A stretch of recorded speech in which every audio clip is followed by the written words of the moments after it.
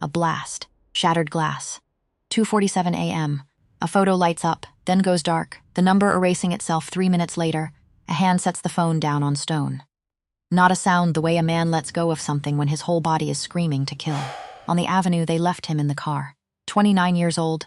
The name on his chest made him a target, same hour.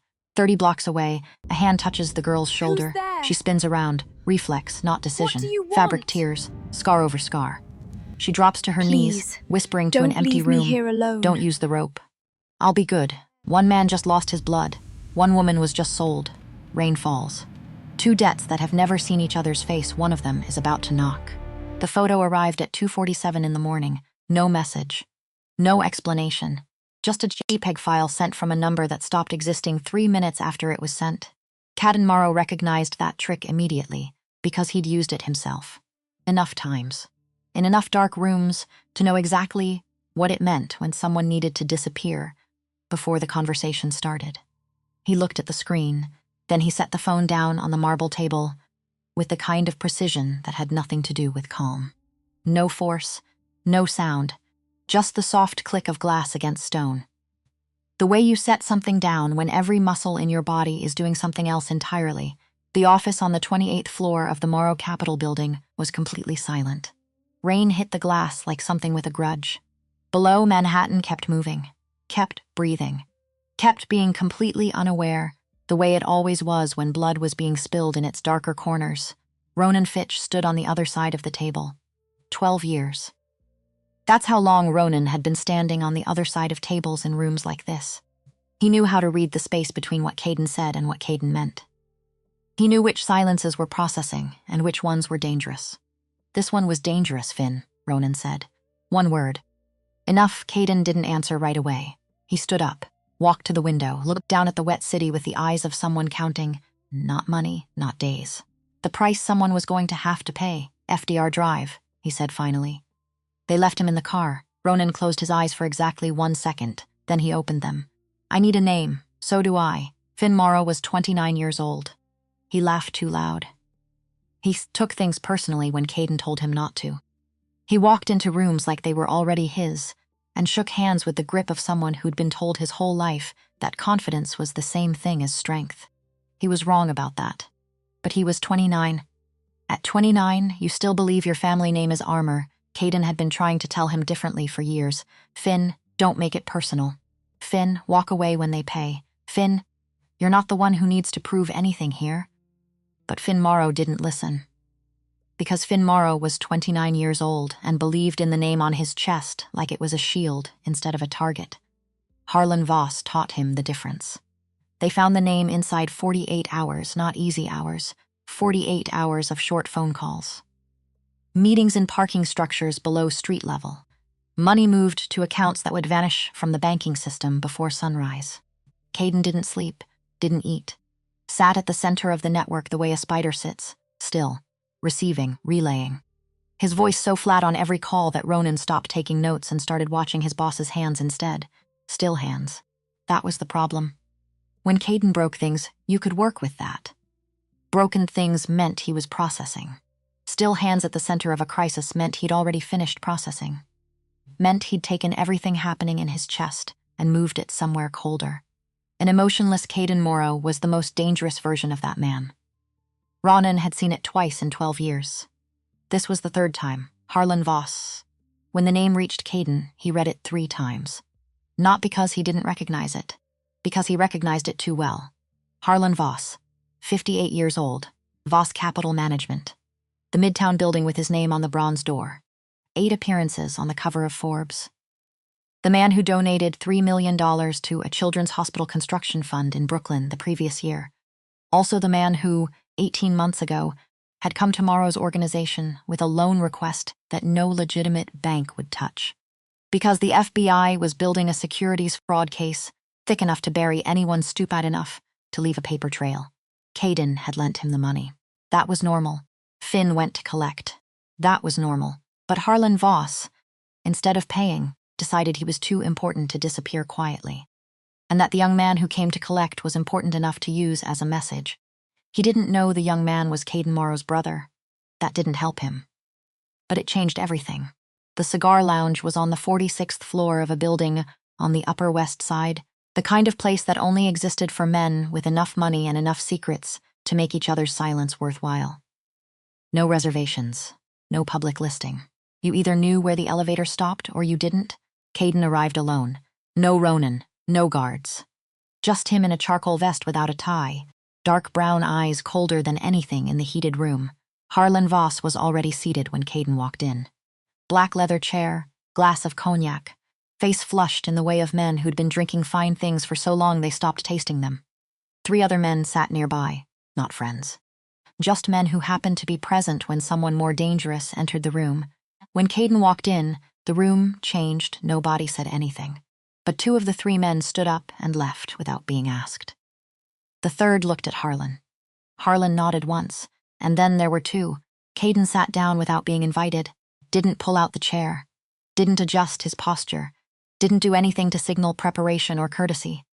He simply sat down the way you sit in a chair that's always been yours. You know why I'm here, not a question. Harlan set down his cognac. His hand shook slightly, Caden noticed, filed it away. Not with satisfaction, with something closer to disappointment. Because a man whose hands shake at the start of a conversation is a man who'll say whatever he thinks he needs to say to survive the next 10 minutes. Not necessarily the truth. I didn't know Finn Morrow was your brother. Harlan started. That's irrelevant to me. If I had known. If you had known, Caden said, and his voice had the texture of a frozen lake in January, you would have used someone else instead. The difference is that person would not have been my brother. This isn't about what you knew. Harlan went quiet, rain against the windows. Ice shifting in an untouched glass, somewhere behind them. I don't have the money, Harlan said finally. Not liquid, not right now. The FBI is... I know what the FBI is doing. Caden leaned back slightly. I know exactly what they have on you. I know your offshore account structures. I know the names of the partners you sold restricted shares to. I know the real numbers your fund has been losing for the past 2 years while you were reporting growth to your investors. He paused. You don't have cash. But you have something else. Harlan Voss looked into Caden Morrow's eyes across that low table in the warm leather-scented room. And for the first time in a very long time, the man felt something he didn't have a procedure for. Not fear of the FBI. Not fear of losing everything he'd built. Fear of the specific person sitting across from him. Caden waited. And Harlan Voss, in the particular desperation of a man who has run out of options and doesn't know it yet, said something he would spend the rest of his life accounting for. I have a daughter. Caden drove home in silence. Ronan called 3 times. He didn't answer. The city moved past the windows in streaks of wet yellow and red. The rain hadn't stopped. Probably wouldn't stop. November in New York had a way of committing to things. He sat with what he'd just agreed to. He turned it over, looked at it from every angle he had. Tried to find the clean version of what he was doing and couldn't quite locate it. Harlan Voss had offered his daughter like she was a line item on a balance sheet. And Caden Morrow, the man who had held the East Coast organized network together for a decade through pure controlled calculation, had said yes, not because he wanted the girl, because this was the most complete way to dismantle Harlan Voss. Not just financially, not just legally, but in the place where it would actually cost him something. Take what he thought was his, make it someone else's, make it Caden's. That was the logic. At least that was the logic Caden was using while the rain hit the windshield and the city lights passed. He didn't examine it too closely. Some things were better left in the dark part of the argument where they didn't have to answer for themselves. The wedding took place 2 weeks later. No press announcement, no high society guests, no champagne and speeches about futures that anyone actually believed in. Just an old priest who'd known the Morrow family for 30 years. 12 armed men in suits standing along the walls. Candlelight in the Long Island estate that Caden had always found slightly dishonest. Nora Voss walked in wearing a white lace dress from another decade. Not hers, not chosen by her. That much was clear from 20 feet away. Her face was pale enough to disappear in the candlelight. Dark hair arranged neatly and practically. No softness in it, no attempt at occasion. And her eyes, gray. The particular gray of sky, right before a storm decides what it's going to do. She looked straight ahead, not at the priest. Not at the walls lined with men. Not at the corner of the room where her father stood, not once. Caden stood at the front and watched her come toward him. 3 seconds. That's all it took to read what 12 years of working with dangerous people had trained him to read. She wasn't walking toward him. She was existing, moving through the room the way someone moves through a space where any wrong step has consequences. Every movement calibrated, controlled. The minimum necessary to get from one end of the room to the other without giving anyone a reason to look too closely. That wasn't the body language of someone who'd been taught how to walk. That was the body language of someone who'd spent a long time learning how not to be noticed. Something unnamed moved in Caden's chest. He pushed it aside. When the priest read the part about free will and consent, Caden deliberately didn't look at her face. Not because he felt guilty, because he didn't want to see what was in it. There was a difference, and he told himself there was. The gold ring went onto her finger. He leaned down, not to kiss, to speak, low enough that only she could hear. His breath against her ear like a cold line drawn in the air. "Your father traded you for his life," he said. "Welcome to my house." Nora didn't look up, but her hand, the small hand in his, closed briefly. Not gripping, just closing. Like something inside that body, trained for years to take up as little space as possible, was still there. Still refusing, Caden released her hand. In the corner of the room, Harlan Voss stood and wept. Nobody asked him why. The Morrow estate on Long Island sits at the top of a bluff like it was built to keep something in. 3 stories of gray granite and non-reflective glass. 17 rooms. A walled garden. Far enough from the shoreline that the sound of the ocean at night comes through the walls like breathing. Large and old and not particularly interested in what the people inside are doing. Security team. Rotating schedule. Cameras covering every blind spot. The front gate cannot be opened from inside without a code. Nora understood that within 60 seconds of the car pulling through it. Not a home. A better furnished version of the thing she'd just left. Still a version of the same thing. She sat in the main living room while the housekeeper, Bet, 60 years old, salt and pepper hair, apron always slightly crooked, carried her 2 average-sized suitcases upstairs. Not much to carry. Far less than a woman from her background was supposed to have. Bet looked at her with the expression Nora had learned to identify before she was 12. Equal parts curiosity, pity, and uncertainty about which one to act on. Caden didn't come inside right away. He stood in the rain for 15 minutes on the phone with Ronan. When he came in, his hair was wet, his collar dark with rain. He looked at her sitting upright on the sofa, the way someone sits when they're waiting for a diagnosis. He said nothing for a moment then. "Are you hungry?" "No." "Bet will show you to your room. You can move through the house freely. The basement and my study are off limits." "Okay." Her voice was quieter than he'd expected. Not weak. Deliberately quiet. The kind of quiet that gets built over years of practice, layer by layer, until it becomes the default setting. "Anything you need to ask?" A beat of silence then. "What do you want from me?" Direct. No softening, no deflection. Just the question with a thin edge of courage underneath it. The courage of someone who's lost enough already that losing more isn't the worst possible outcome. "I want your father to know that everything he believed was his now belongs to me," Caden said. "You're part of that?" Nora nodded slowly, not the way someone nods when they're hurt. The way someone nods when they're storing information, processing it, filing it somewhere for later use. The nod of a person who has been gathering data about dangerous situations for a very long time and knows that understanding your circumstances is the first thing that keeps you alive.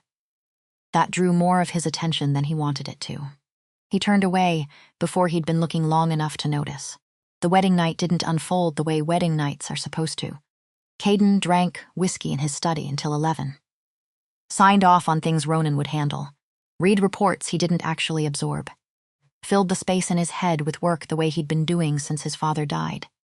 Methodically, joylessly, effectively.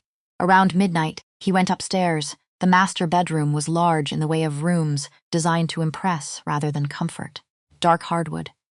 Floor-to-ceiling windows over the Atlantic. A king bed with white sheets that had been his alone for 3 years. He opened the door. Nora was standing beside the bed, still in her wedding dress. Her hands were shaking, not a subtle tremor. The kind of shaking that happens when someone has been fighting it for too long and loses. The whole body going slightly wrong all at once. Small, uncontrollable motions running through her arms and shoulders, and the curve of her back. Caden stopped inside the doorway. You haven't changed, Her voice broke on the first word. I can't. The buttons are on the back. I can't reach. She didn't finish. She didn't need to. He understood. A row of pearl buttons running the entire length of the back of the dress. Elegant in whatever catalog image had been used to justify its existence. A practical problem when you were alone and your hands were doing what her hands were doing. He walked toward her, and when his hand touched her shoulder, just his hand, just her shoulder, Nora spun around with a recoil so fast and so complete that it wasn't a decision. It was reflex, old reflex. The kind that doesn't wait for the brain to weigh in. Her face in that moment was completely open, every layer gone.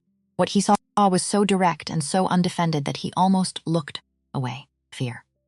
The kind that doesn't have a present tense cause. The kind that's been rehearsed so many times it runs on its own schedule, independent of what's actually happening in the room. Don't. Her voice wasn't pleading. That was the thing. Even with her whole body shaking, even with every protective layer stripped away, her voice came out like a command. Low, clear. Don't touch me. Please don't touch me. Caden took a step back. He held both hands up slightly. Palms visible, not threatening, not explaining, just visible. Nora moved backward until her shoulders touched the wall beside the window. Stood there with her hands clasped together in front of her chest, breathing in short, controlled bursts. Trying to regulate. Trying to pull herself back from wherever she'd just been. For the 3 seconds his hand was on her shoulder. Caden did not move. They looked at each other across the room. 3 seconds. Then he turned, walked to the wardrobe, opened it, took out an old flannel shirt he hadn't worn in months, carried it back and set it on the edge of the bed without approaching her. Change into that, he said. I'll sleep somewhere else. He had his hand on the doorknob. That's when he heard the sound, not crying, not breaking down, the sound of fabric under pressure, a tearing, not violent, not intentional. The specific sound of something that has been at the limit of its endurance for a very long time finally giving way all at once. He turned without thinking. The back of the dress had split open, and Caden Morrow stood in the doorway with one hand on the frame and looked at something he had not been prepared to see and would never again be able to unsee.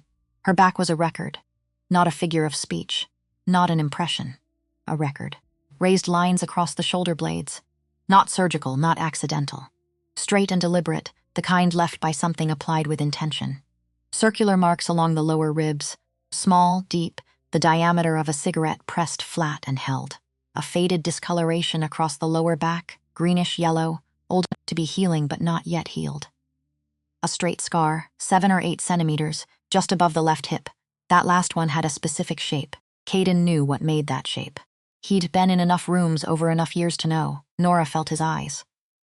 She bent at the knees and went down. Not falling, not collapsing, but dropping in the particular way of someone whose body has simply decided it is done holding up. Her knees hit the hardwood floor with a dry sound that seemed too loud for the room. She pulled the torn pieces of the dress toward her with both hands. Tried to cover her back, her shoulders, anything. And then she spoke, not to him. To a room he couldn't see. Don't use the rope. Her voice was small and flat and completely elsewhere. I'll be good this time, I promise.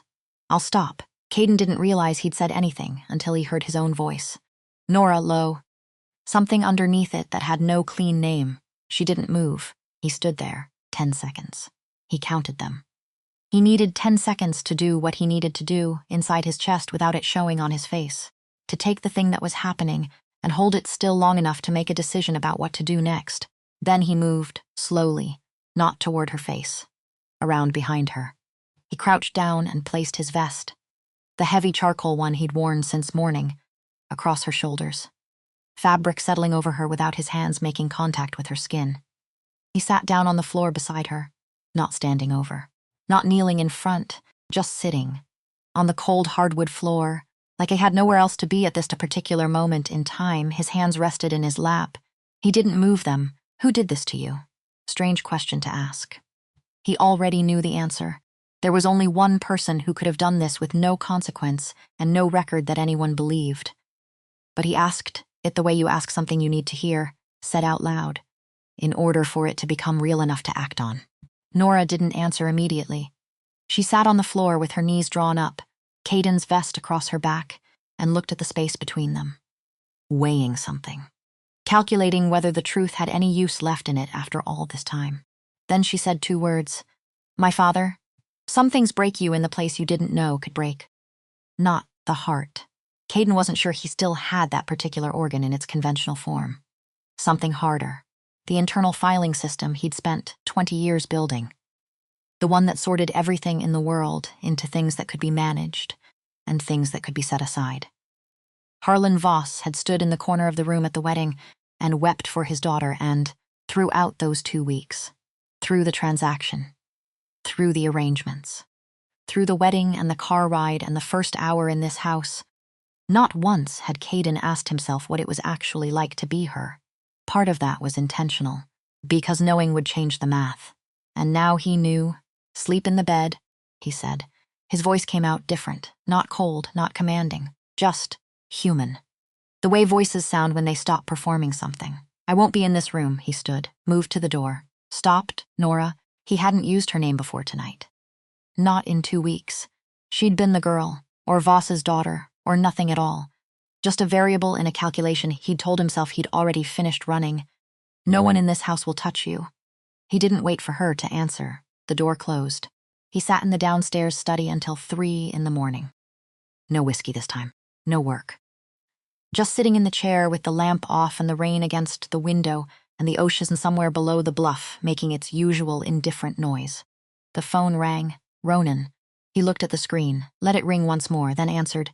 How is Harlan Voss positioned? He said instead of hello, stable. FBI hasn't made new moves. The offshore accounts are still accessible. He's been making calls. Watch him.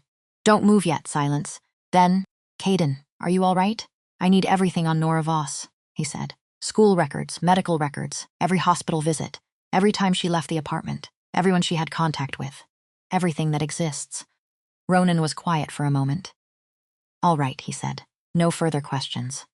Because 12 years had taught him when Caden needed information and when he needed space to find it himself. When the two were the same thing. The phone went down, rain against the window. And upstairs in the wide dark of a room she hadn't chosen, Nora Voss lay alone in an old flannel shirt that smelled faintly of cedar and someone else's life. No one on the other side of the door. No one waiting to come in. Just the distant sound of the Atlantic below the bluff. She didn't sleep, not for a long time. But she lay still, and still was different from safe. But it was also different from what the last 22 years had been. She'd learn the difference. Actually, the next morning started at 7:15 with the sound of Bet setting a tray down in the kitchen and stepping back quickly, the way people step back from something they haven't quite figured out how to be around yet. Caden stood at the garden window, coffee in hand. Shoulders slightly curved, the posture of a man who hadn't slept and was refusing to acknowledge it. His hair wasn't combed, his shirt was untucked. For a man who spent most of his working life completely assembled, it was the closest thing to visible distress that anyone in that house was likely to see from him. Ronan sat at the kitchen table with a stack of papers. Her file, Ronan said when he heard Caden's footsteps return from the window. I read through it last night. There's something you haven't seen. He turned to a specific page, 2019. She was 20 years old. NYU Langone. Admitted with fractures to the 4th and 5th ribs on the left side and soft tissue injuries to the chest. Harlan Voss told the attending physician she fell during a yoga routine on the stairs. Ronan didn't look up from the page. The attending physician had seen Harlan Voss at 3 charity events in the previous 18 months. No further investigation, no report filed. Caden set his coffee down. Go ahead. 2021. A private clinic in the Upper East Side. Infected wound. Harlan accompanied her, paid in cash. No insurance record. Ronan turned another page, and here, he paused. The kind of pause someone takes when they've read something once already and are deciding how to say it a second time. In 2020, Nora Voss arrived at St. Luke's emergency department alone. No Harlan, no driver. She took a taxi. Told the intake nurse she wanted to speak with a social worker. Caden looked up. Harlan Voss arrived 20 minutes later. Ronan's voice was flat because it had to be flat. No one knows how he found out. He spoke to the chief of the emergency department for 15 minutes. Nora was taken home without seeing a social worker. Ronan closed the file. The man has people everywhere. Caden looked at the file on the table. Then at the garden beyond the window, trees heavy with November. The stone path running toward the far fence and the cliff beyond it. Does she know you've been through this? No, another silence. Ronan looked at his boss directly. The way 12 years earns you the right to do. Caden, that woman is now your wife. I'm not asking in the legal sense. I'm asking in the other sense. What are you going to do about this? Caden didn't answer immediately. He pulled a chair out, sat down across from Ronan, looked at the face of the man who'd been with him long enough to earn the question. I don't know yet, he said, and it was the most honest thing Ronan had heard from him in months. Footsteps on the stairs. Both men went quiet. Nora appeared in the kitchen doorway at 7:45. She was wearing Caden's flannel shirt. It fell to mid-thigh, the sleeves rolled 3 times, the collar wide and slightly off-center from sleeping in it. Her hair was loose, uncombed. Not in the way of someone who'd tried and failed. In the way of someone who'd woken up somewhere unfamiliar and hadn't gotten that far in the morning's priorities yet. Her feet were bare on the stone floor. Her gray eyes moved from Caden to Ronan and back. She made her assessment in approximately 2 seconds. Then she walked into the room. Ronan stood. Mrs. Morrow. She looked at him the way she looked at everything new, searching for the mechanism, where the trap was hidden, what the greeting was actually supposed to cost her. She didn't find anything. She nodded once. Ronan Fitch, Caden said without looking up from the table. My second.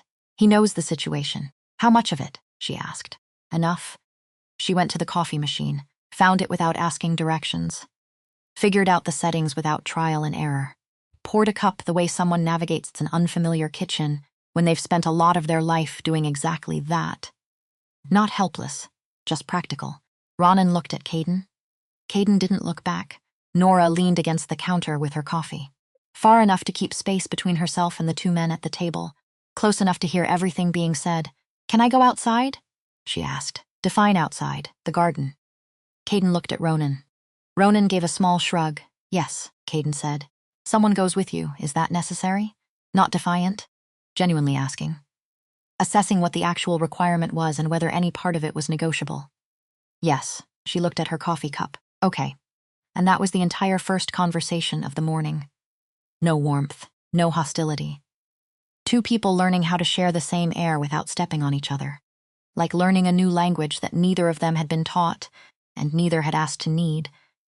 But Caden noticed one thing when she turned to go. She didn't ask about her father, not once, not where he was, not what would happen to him, not whether the arrangement had changed anything for him. Nothing. He didn't know what to do with that. The garden was larger than Nora had expected. 1/4 of an acre, maintained in the kind of formal style that said money without trying to. Low-cut hedges, stone pathways, beds of roses that weren't in bloom. The salt air coming off the Atlantic strong enough to taste on the back of the tongue. The November sky a flat pale white that couldn't decide what it was doing. The man assigned to walk with her was named Garrett. Late 20s, his expressionless face. The posture of someone trained not to be looked at directly. He stayed 7 paces behind her. Nora walked slowly. She had no shoes on. The grass was wet, the ground cold. She didn't go back for shoes. At the far end of the garden, a tall wooden fence separated the property from the bluff's edge. She found a gap between the boards wide enough to see through. Down below, the ocean was doing what oceans do, hitting the rocks, pulling back, hitting again. No rhythm, just force. She stood there for a while. How high is the cliff? She asked without turning around. Garrett hesitated. Roughly 60 feet, ma'am. Just Nora. She didn't look back. Call me Nora. He didn't answer. But she heard the slight shift in how he was standing. I'm not planning to jump, she said. If that's what you were about to calculate. A pause. Yes, ma'am. Nora, I've just never lived somewhere with the ocean close enough to hear. She looked through the gap at the water below. I grew up in Manhattan, 40th floor. The closest thing we had to nature was watching it rain on other people's rooftops. Garrett said nothing, which was fine. She hadn't needed a response. She just needed to say something out loud that was true and had nothing to do with anything that had happened in the last 2 weeks. She stood there until the cold moved through the flannel shirt and into her shoulders. Then she turned and walked back inside. The call came at 11. Caden was in the upstairs study reviewing a report from the team monitoring Harlan Voss's movements. The news wasn't good. Harlan had met with a lawyer that morning, not his usual firm. a boutique practice in Delaware that specialized in exactly one thing: moving assets out of reach before a federal freeze order could catch up with them. He was preparing to run. The phone vibrated on the desk. Unfamiliar number. New Jersey area code. He answered. Caden, Harlan Voss's voice. But not the voice of the man who'd been sitting in the cigar lounge 2 weeks ago. This was a voice that had slept, recalculated, made peace with something it had decided. Which number is this? Prepaid. Bought this morning? A pause. I know you're watching me. You should count on it. The Delaware contact, Harlan said. That arrangement isn't going to work. He's under a separate tax inquiry. I'm letting you know because you'd find out regardless. Caden sat back, Harlan was signaling. Letting him know he knew he was being watched.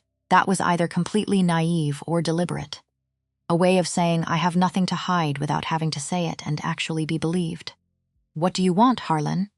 I want to see my daughter. Caden held the phone a centimeter from his ear, looked at the wall in front of him, let the silence run exactly as long as he wanted it to. He thought about the hospital records. 2019, 2020. 2021. No, Caden. No. And if you call any number connected to me to ask about Nora again, I will make certain that the documentation I currently hold reaches the right desk within 24 hours. Do you understand what I'm telling you? A long exhale from the other end. I'm not the person you think I am. You are exactly the person the medical records say you are. He paused. Don't call again. He hung up. He sat with the phone in his hand for another minute. Then he stood up, walked down the hall, knocked on the door of the room Bet had prepared for Nora the night before. No immediate answer. Then, come in. She was sitting at the small table by the window with a book in her hand. Not reading it, just holding it. The way you hold something when you need your hands to be occupied while your mind goes somewhere else entirely. She looked up, assessed. Waited. Your father just called me, Caden said. He wants to see you. I told him no. Her expression didn't move. Not a single adjustment. Did he ask my opinion? No, then why are you here telling me? Caden opened his mouth, closed it. Fair question. He didn't have a clean answer. And the absence of a clean answer was itself an answer of a kind. He'd come down the hall to tell her not because it was information she needed to act on. She didn't have any action available to her. He'd come because it had occurred to him, somewhere between hanging up the phone and standing in this doorway, that she should know. As if her opinion mattered to what happened next. When had that started?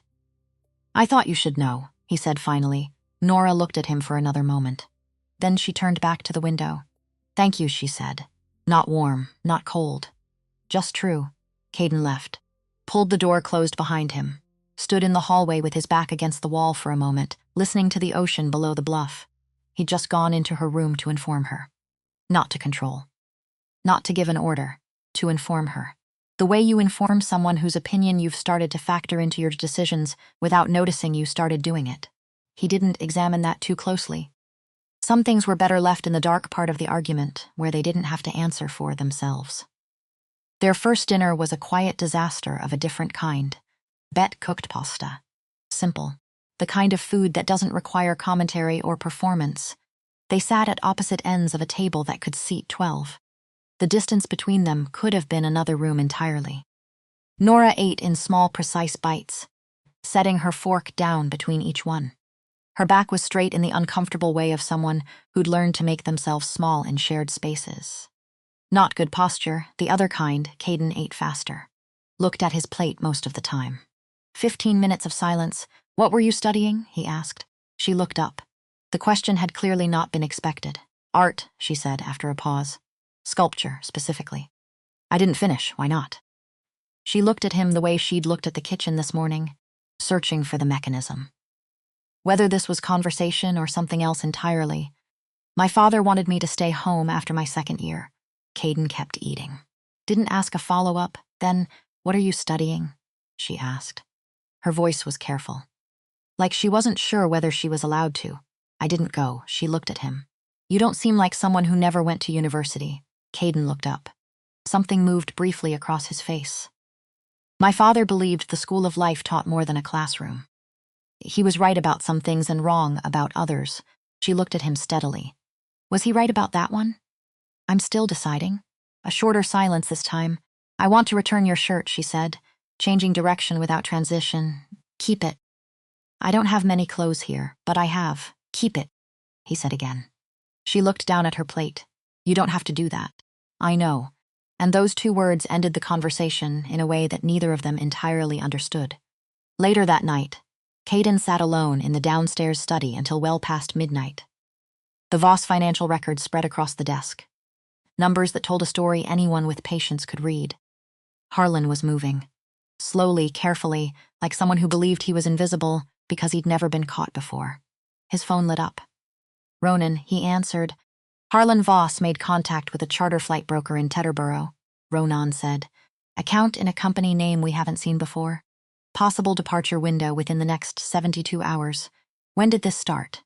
The booking request was made 4 days ago. A pause. He's not waiting for us to act, Caden. He's already moving. Caden looked at the records in front of him, then at the ceiling, then at the floor, somewhere above him. Nora Voss was in a room that used to be a guest room and was now supposed to be something else. Sleeping in a shirt that didn't belong to her in a house she couldn't leave without a code she didn't have. And her father was 4 days ahead of them. Watch the airport, Caden said. I want to know the moment he moves. Already done. He put the phone down. The rain had stopped. In the silence that followed, the ocean was suddenly audible again. Low, constant, patient. The kind of sound that has been making itself heard for a very long time and will still be there long after everything else in the room has been forgotten. Caden sat with that for a while. Then he turned back to the numbers. He had work to do, and somewhere in the quiet above him, a woman he barely knew was lying awake in the dark, listening to the same ocean, carrying the same house, for completely different reasons. Neither of them slept much, but they both made it to morning, and that was something. For now, that was enough. Day 22 started the way bad days usually start, quickly. Bet set the breakfast tray down at 7, same as always. Same ceramic cups, same folded napkin. Same precise distance from the edge of the table, because Bet did everything at precise distances from edges. It was one of the small things Caden had noticed about her 12 years ago and never thought about again until this morning. When she was gone, he would think about it. But not yet. Ronan came in at 8 with the look of a man carrying something he'd been carrying since before sunrise. He set a folder on the desk, sat down without being invited to, which meant it was serious. Because Ronan Fitch had been standing until invited to sit for 12 years, and the habit didn't break for small things. There's someone inside the house, Ronan said. Caden looked up from his coffee. Didn't say anything. Someone has been reporting Nora's schedule to Harlan Voss. Daily movements, meal times, when she goes to the garden. When she's alone, Ronan opened the folder. Set a printed phone record on the table. This call was made from inside the estate yesterday evening. 17 minutes long. The number it connected to matches the prepaid phone Harlan used when he called 4 days ago. Caden looked at the paper. Which line? Bet's personal cell. The name hit differently than it should have, because Bet wasn't a name in a file. Bet was 60 years old and made coffee that was always the right temperature and had been here before the marble table and before the security cameras and before any of it. Had been here when Caden's father was still alive and the house smelled like cigarettes and real cooking instead of whatever it smelled now. Are you certain? The number matches. I'm certain. Caden set his cup down. Bet, he said. Not loud. Just her name in the air of the hallway beyond the kitchen doorway. The way you say a name when you need the person it belongs to understand that something has fundamentally changed. She appeared from the far end of the corridor, apron, hands folded in front of her, moving with the slow, deliberate steps of someone who had already made her decision before she walked into the room. She didn't look surprised. That was the thing. She looked resigned, which was somehow worse. Did Harlan Voss contact you? Caden asked. 1 second. 2, he called first, Bet said, on the wedding day. He said she was fragile. He said you were going to. She stopped, recalibrated. He told me what kind of man you are. And you believed him. I've known you since you were a boy, Caden. Her voice changed. Not the housekeeper's voice anymore. The voice of someone who'd been in rooms long enough to think she understood what happened in them. I know what you do. I know what people feel when they hear your name. That girl walked in here looking like she'd been. Bet, the way he said it stopped her mid-sentence. Ronan went still in the corner of the room. That girl, Caden said. His voice dropped. Not louder. Lower. The specific lowering that meant everything above it had been removed from it. Has marks on her back that were put there by the man who called you on the wedding day to ask you to keep an eye on her? He paused. The man who was worried about her. Silence. Bet stood very still, and Caden watched it happen. The moment when 12 years of believing one story about a person meets one fact that doesn't fit it anywhere. The moment of recalibration. The almost visible process of a person's entire understanding of a situation shifting under their feet without warning. I didn't know that, she said quietly. You know now. One long second. You're leaving today, Caden said. Ronan will handle the paperwork and the money. You're not to contact Harlan Voss or anyone connected to him. Do you understand? Bet nodded. Her eyes were red. But she didn't cry. She turned to go. Then stopped, that girl, she said. Not to argue, not to apologize, just to say it one final time. Keep an eye on her. Then she left. Caden watched until the sound of footsteps faded at the end of the corridor. Ronan waited. Tighten the surveillance on Harlan, Caden said. I want to know where he eats, what time he wakes up. Every call, every meeting, every car he gets into. He looked at the window. And don't say anything to Nora about Bet. Ronan nodded, didn't ask why. Because after 12 years, he knew when the reason was something his boss needed to work out on his own before he could say it. Nora found out about Bet that afternoon. Not because anyone told her, because she'd lived long enough in houses where things happened without explanation to know what the absence of a person felt like before anyone confirmed it. Bet's car was gone from the side lot. The small room at the end of the service corridor had its door open, and the air inside had that specific quality of a space recently emptied. Not vacant, emptied. There's a difference between the two, and she'd learned to feel it young. She found Caden in his study, knocked, didn't wait for an answer. He was on the phone. He looked up. Something moved across his face. Not anger. Something adjacent to concern, which surprised her. He said into the phone, I'll call you back, and hung up. Where did Bet go? Nora asked. She no longer works here. Why? An internal matter. Nora stepped further into the room. She looked at the desk, at the folders, at the window behind him. At everything in the room the way she looked at everything. Cataloging. Measuring distance. Finding the shape of what wasn't being said, she reported to my father. Nora said. Not a question. Caden said nothing. That's why. She stopped in the center of the room. She thought she was protecting me from you, and he used that. She looked directly at him. How long had she been here? 12 years. Something moved across Nora's face. Not guilt exactly, but something related to it. The expression of someone who understands the radius of damage they carry without having chosen to carry it. Without having any say in who it reaches. Because of me. You lost someone who'd been here 12 years, she said, because she thought you were the threat. She wasn't entirely wrong to wonder, Caden. First time she'd said his name since the kitchen. He looked up. Don't treat me like I'm not in this room. Her voice was quiet. Still that deliberate quietness. But with weight underneath it now. Weight she was choosing to let show. I know what I am here. I know what this started as. But I am not stupid. And I am not someone who needs things softened for her benefit. Caden stood up. Not to move toward her. Just to stand. So they were on the same level instead of him looking up at her from a seated position. I know you're not stupid, he said. Then stop acting like knowing I'm in danger is worse for me than not knowing. She was still. Hands at her sides. Nothing shaking. My whole life, the most dangerous thing wasn't what I didn't know. It was what everyone around me agreed not to say out loud. She stopped. Swallowed. You're not him. But that particular habit. That one I need you to drop? The room was quiet. Outside the window, the garden moved slightly in the November wind. Caden looked at her for a long moment. Your father is preparing to leave the country, he said. We believe he's planning to move within the next 72 hours. We're watching him. When something changes, I'll tell you. Nora absorbed that. All right, she said, and turned to go. Nora, she stopped. Half turned, Bet made her own choice, he said. It cost her something real. That's not your fault. She looked at him for a moment longer than was strictly necessary. Then she left.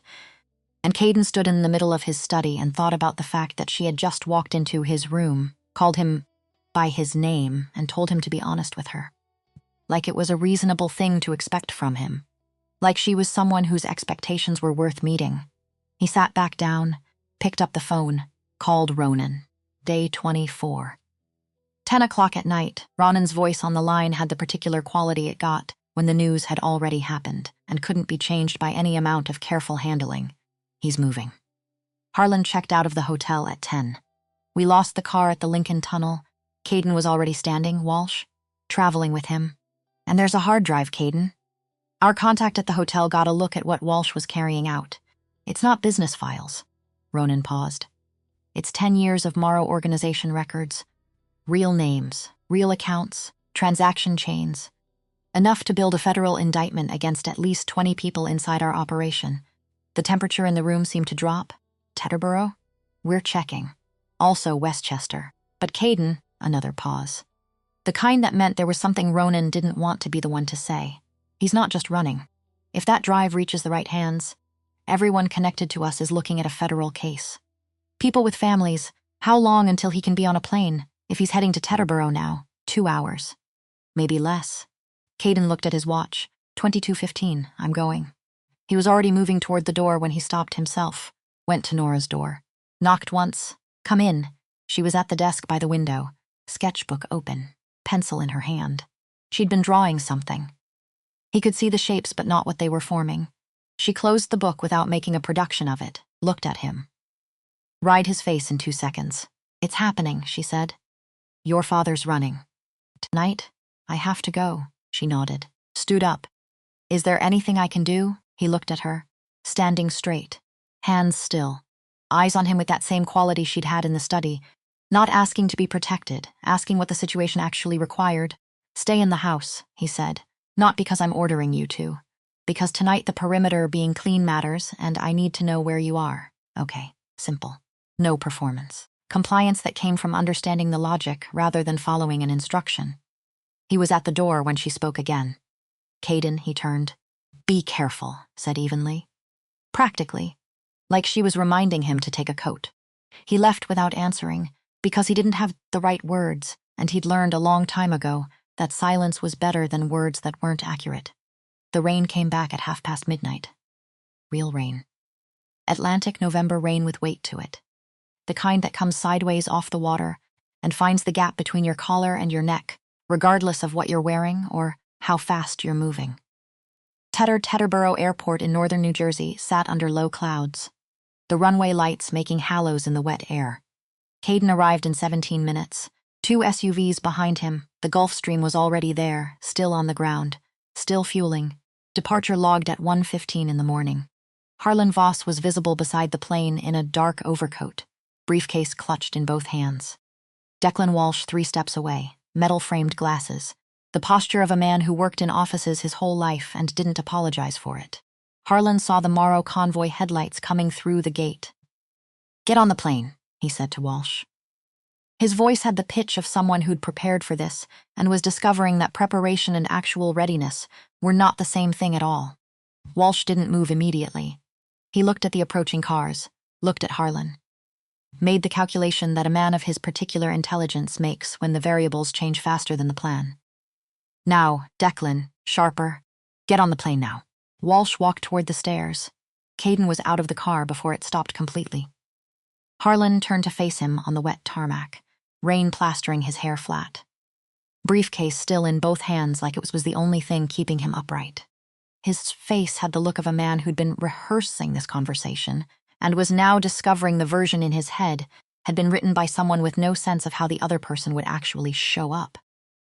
Caden. The punch came before Harlan finished the first word, not a calculated move, not a tactical decision.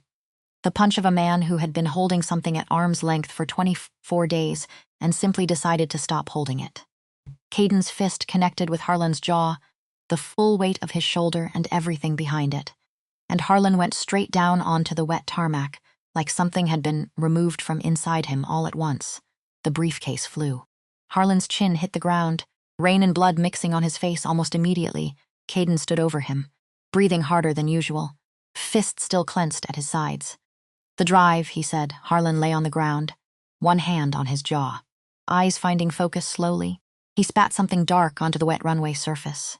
Briefcase, he said, voice cracked and wet. Walsh has a copy. I know about Walsh. 2 of Caden's men were already up the plane stairs. 30 seconds later, they brought Walsh down, He came without resistance, hands at shoulder level, glasses knocked slightly sideways, face the color of old paper. A good lawyer. Didn't panic, didn't argue. Just walked, copy, Caden said. Walsh looked at him through the crooked glasses. Laptop in my bag. And a cloud backup. He paused. Let the information land properly. I can delete the cloud copy right now if you want.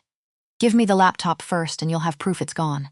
Caden looked at him. This man was negotiating.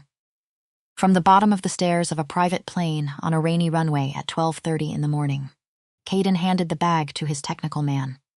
A 29-year-old named Theo who'd been called in an hour earlier and was standing in the shadow of one of the SUVs with a laptop already open and running. Walsh looked at Caden steadily. There's something you don't know, something in his voice. Not a threat. Not exactly. The specific tone of a man who has information and is in the process of deciding whether the information is worth more as currency than as silence. Say it. Walsh glanced at Harlan, still on the ground, then back. There's a third copy. Not on my laptop. Not in my cloud, he said it carefully, each word placed deliberately. Like someone reading the critical terms of a contract that everyone present needed to understand before anything else could happen. 3 days before he checked out of the hotel, Harlan sent a copy directly to the FBI. Not for cooperation. For insurance, a beat, an immunity agreement. Conditional on his safe arrival in Zurich. If he contacts them again within 72 hours, the file stays sealed. If he doesn't, if something happens to him before he can make that contact, the file opens automatically, rain on metal. Rain on tarmac. Rain on everything. Caden stood completely still. 10 seconds, then he looked at Harlan on the ground. Harlan looked back up at him, and the thing Caden saw in that face, past the blood, past the rain, past the swollen jaw, was the one thing he hadn't expected to find, not fear, calculation still. Even here. Even lying on an airport tarmac in the rain at 30 seconds past the worst moment of his evening. Harlan Voss was still running numbers. You planned this, Caden said. Harlan said nothing. Since when? Harlan shifted slightly, his jaw moving carefully around the words. Since the moment I understood you weren't going to let me walk away from Finn's death regardless of whether I paid you back or not. He looked directly at Caden. He was your brother. You were never going to let that go. I knew that when you sat down across from me in that lounge, I just needed time to arrange something that made me worth more to you alive and free than dead or in federal custody. Ronan was at Caden's shoulder. Voice low. If this is true, I know, then we can't. I know, Ronan. Ronan stepped back. Caden looked down at Harlan Voss in the rain and felt something he didn't often feel, a trap closing around him. Not the trap of superior force, not of overwhelming resources. The trap of a man with nothing left to lose, who'd been willing to sacrifice what the other person couldn't afford to destroy. Harlan Voss was betting on one thing, that Caden Morrow couldn't touch him without activating a mechanism that would take down 20 people who had families and names and children. People Caden had vouched for over the years. He wasn't wrong. 72 hours from when, Caden said. Walsh checked his watch. From when he checked out of the hotel at 2200 hours tonight. A pause. You have approximately 67 hours remaining. 67 hours. Caden looked at that number from every angle he had available. Then he looked at Harlan. Get up, he said. They drove back in 2 vehicles, Harlan and Walsh in the second car. Not handcuffed, not restrained. Simply out of options in the specific way that doesn't require physical constraint when the person fully understands the math. Caden sat in the front seat of the first car. Ronan drove. Neither of them spoke for 15 minutes. The bridge came up ahead, its cables hanging in the wet dark. The Hudson below it running black and fast. Options, Caden said into the air. Ronan knew this game. He'd been playing it for 12 years. 1. Find the FBI agent holding the file and interfere before it opens. He paused. High risk. Permanently changes our relationship with federal oversight on every level. 2. Find the technical architecture of the immunity agreement and determine if it's actually enforceable. Some of these conditional arrangements have gaps. Another pause. Time-intensive. We may not have enough of either. Silence? 3, Caden said. Ronan waited. Give him what he wants. Ronan's hands on the wheel didn't move. Which is, Caden looked out the window at the water below the bridge. To leave the country and not be followed, he paused. He wants to take Nora with him. That's the real condition underneath everything else. He wants me to hand her back to him. Ronan said nothing for a long moment, and nothing, Caden said. That's not a condition I'm accepting, more silence. Then we find the agent, Ronan said finally. We find the agent. Caden turned away from the window. Get me everything on whoever's running this case. Name, background, what they want more than they want us. Tonight, they arrived at the Hoboken safe house at 2:15 in the morning. 3 floors. Narrow front. The kind of building that looked exactly like 6 other buildings on the same block. Which was entirely the point. Walsh went to the second-floor bedroom with a guard outside the door. Harlan was brought to the first-floor sitting room. Ice pack for his jaw, a glass of water, a lamp. The particular courtesy of someone being kept comfortable, because comfortable people talk more reliably than people who are angry or afraid or in pain. Caden sat across from him. Low table between them. 1 lamp. Enough light to see each other's faces clearly. Not enough to make anyone feel at ease. She all right? Harlan asked first. His jaw made the words slightly wrong at the edges. But the question came out clearly enough. He asked it the way someone asks about the weather when they actually want to talk about the storm. No. Harlan looked down at his hands. Large hands. The rough knuckles of a man who'd done physical work before money replaced it with other kinds of problems. I know there's nothing I can say that explains enough. Then don't try. I want to see her. I already answered that question. Just once. So I know she's... You've known her for 22 years, Caden said. His voice didn't rise. It didn't need to. You lived in the same apartment with her. You took her to the hospital yourself more than once. You stood at my wedding weeping like a father who'd lost his child. He looked directly at Harlan. Don't speak to me in the language of a loving father. I've read the medical records. Harlan said nothing. The rain outside was steady now. Finding the drain pipes. Running down the street. I need you to call the FBI agent handling your case, Caden said. Tell him you're retracting the agreement. That you signed under duress and that the documents provided have serious reliability issues. He paused. You do that before noon today and I stop pursuing you. You take whatever money isn't frozen and go wherever you're planning to go. And I don't follow. Harlan looked at him, and Nora is not a condition. She's my daughter, not anymore. Caden said, and the way he said it, not to win an argument, not to inflict pain, simply because it had somehow become factually true in some way he couldn't quite explain even to himself, made Harlan Voss look at him with something that was almost astonishment. You actually mean that, Harlan said. Caden stood up. Think about the offer. I'll be back at 11. He went outside, stood in the rain in front of the Hoboken townhouse at 3 in the morning, phone in hand, not making a call, just standing there and looking at the wet street.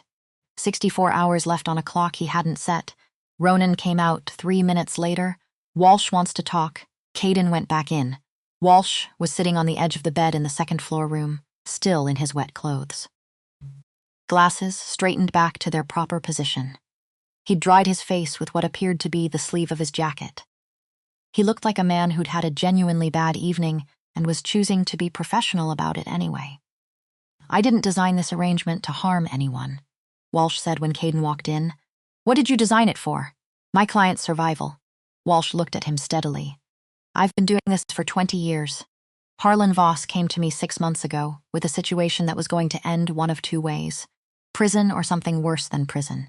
I built him the best exit I could construct. A pause. I'm telling you this because you're going to find out who I called at the FBI. Regardless. And because there may be a way through this that doesn't require everyone in the room to lose everything they have. Caden looked at him. The agent's name is Cole Merritt, Walsh said. Southern District, Financial Crimes Division. He built a case against your organization 2 years ago and watched it get shut down due to insufficient evidence at the critical stage. Another pause. He's not going to close this file easily.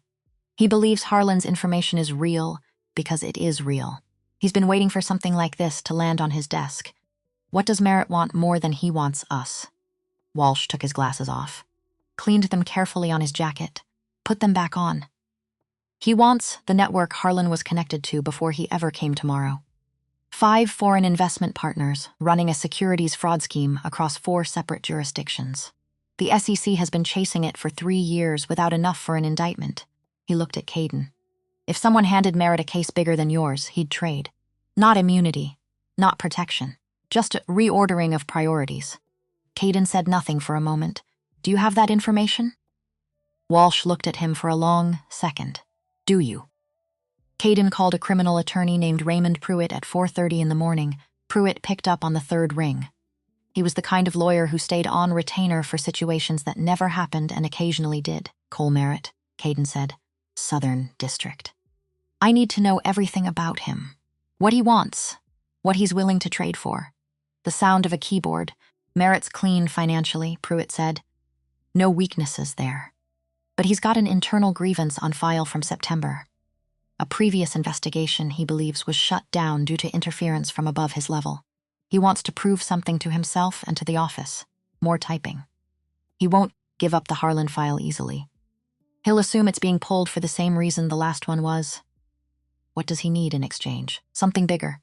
Something he can take to a jury and say, this is what I spent 20 years working toward. A pause. Something like the foreign investment network that's been running under federal radar for 12 years. Because it never leaves a traceable domestic trail, Caden looked out the car window at the wet Hoboken street. I have that, he said. Pruitt exhaled slowly. You want me to approach him, not officially. Find a middleman. Tell him there's something worth a conversation. And if he doesn't want the conversation, Caden didn't answer that. Call me when you have a contact, he said, and hung up. He drove back to Long Island alone. Dawn was somewhere behind the clouds, not visible yet. Just a gradual change in the quality of the dark. The specific hour when night stops being definitive and starts being uncertain about itself. He came in through the side entrance. The house was quiet. The kind of quiet that has texture to it. Different rooms being quiet in different ways. Then he heard the kitchen, water running. He went in. Nora was at the sink, washing a single mug under cold running water. Not because it needed washing. Because her hands needed to be doing something, while her mind was somewhere it needed to go without her. She heard him. Turned off the water. Turned around. Looked at his face. It didn't go cleanly, she said. Not a question. Caden went to the refrigerator. Took out cold water. Drank half of it. Set the glass down. Your father submitted a file to the FBI 3 days before he ran, he said.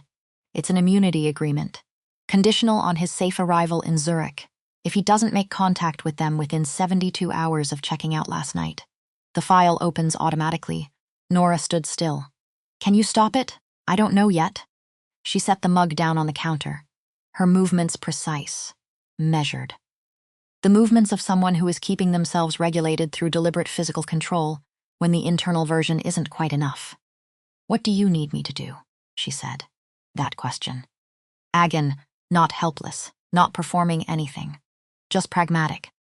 An assessment of available resources and an honest question about what she could contribute to solving the immediate problem. Caden looked at her in the kitchen light. 22 years old in an old flannel shirt and gray Maplama pants in a kitchen that still didn't quite belong to her yet.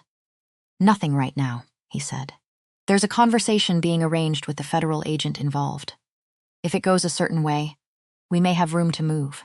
He paused. And there's something else. She waited. Your father wants to see you. Not as a formal condition for anything right now. Just, he stopped. Found the honest version of what he was trying to say. He's using your name as a pressure point. Keeps asking. And I think if you were willing to face him, it could change the negotiating position. Not because he loves you. Because he needs to believe you'd choose to leave with him for his exit plan to work the way he designed it. If you refuse, that assumption collapses. Nora looked at him for a long time. You're telling me he's using me as leverage, she said. And you want to use me to break that leverage. I'm asking if you want to. It's different. Another long moment. If I looked at his face, she said slowly. Working something out in real time. Something that had been underneath the surface for a long time and hadn't found its way up yet. I don't know what I'd do. What do you mean? She moved to the kitchen table, sat down. Both hands flat on the surface. My whole life. Seeing him meant fear, automatically. Before I could decide anything else, before I could think, it was just there. She looked at the space between her hands. I'm not in his apartment anymore. I don't know what it would feel like to look at him now. From here, from this side of things, she paused. That uncertainty, that's what scares me. Not if I'd still be afraid of him in the same way. Caden sat down across from her. He looked at her hands on the table, both flat. Not shaking. Not being sure doesn't mean you have to be afraid, he said. She looked up. Where did you learn that? I've been uncertain about a lot of things, he said. You still just keep going. A silence, shorter than the ones before, and different in some quality he didn't have an exact word for. I'll go, Nora said. Not now, not tonight, but I'll go. She looked at him steadily, on my terms. When I decide, Caden nodded once. Okay, she stood up, took the mug to the sink, rinsed it properly this time. Go to sleep, she said. Not to an employee, not to a stranger. Just to a person who clearly hadn't slept and wasn't going to manage it without someone pointing it out. Caden almost said something, didn't. Went to bed. Pruitt called at 5:15 in the morning. Caden was lying on top of the covers in the dark when the phone lit up. Merritt will meet, Pruitt said, 3 words. Caden sat up. Outside the window, the Atlantic was doing what it had been doing all night, hitting the bluff, pulling back, absolutely indifferent to the schedule of the people in the house above it. 61 hours left on the clock. He got up. He had work to do. The technical team called at 8:15 with the hard drive analysis. Caden was in the study when Theo knocked. 29 years old, good at his job. Better at staying quiet about the things the job required him to see. He placed a laptop on the desk. Open. Screen displaying a file directory. There's a second folder, Theo said. Caden looked at the screen. The Morrow organization files were there, clearly labeled. 10 years of transactions laid out with the careful organization of someone who'd been building a case for a very long time. That was expected. But below it, another folder. Not named after a company. Not coded in the Voss capital system. Not labeled in any way that connected it to any business purpose.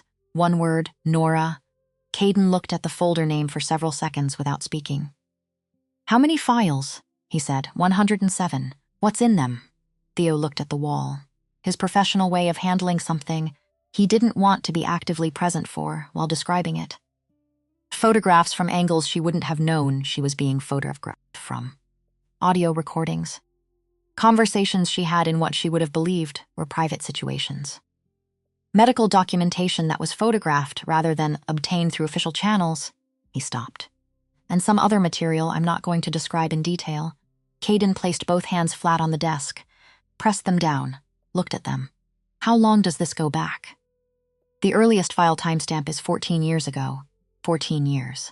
She was 8 years old when it started. He'd started when she was 8 years old. Caden kept his hands flat on the desk. He kept them there with everything he had. Because the alternative, the version of this moment where he didn't keep them flat and still, would involve breaking something in the room.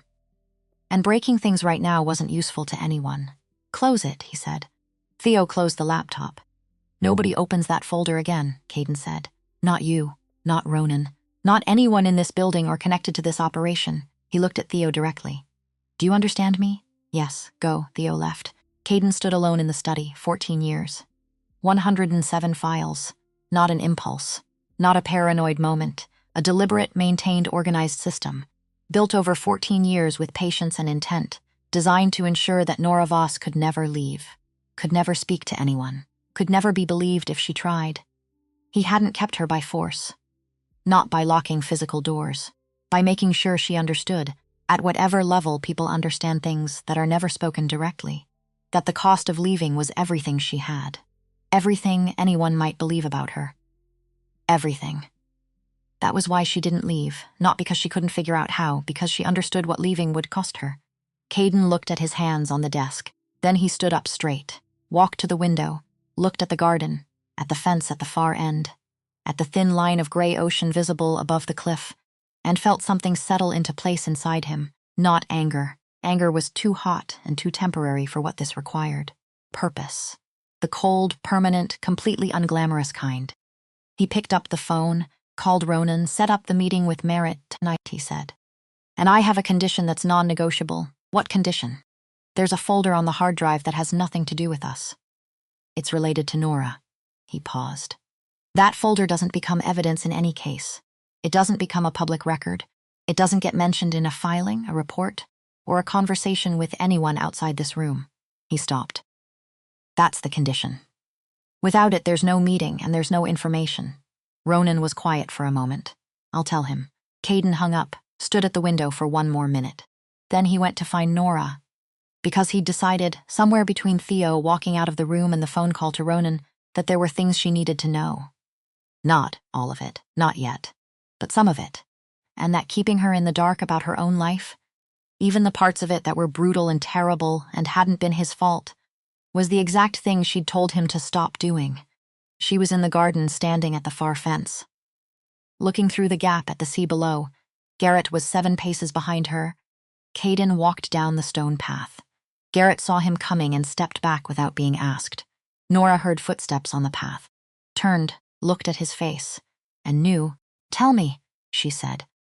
And Caden Morrow stood at the fence above the Atlantic Ocean on the 25th day of November, with the cold coming off the water and the gray sky doing nothing useful overhead. And he told her what he could tell her. Not everything. Not yet.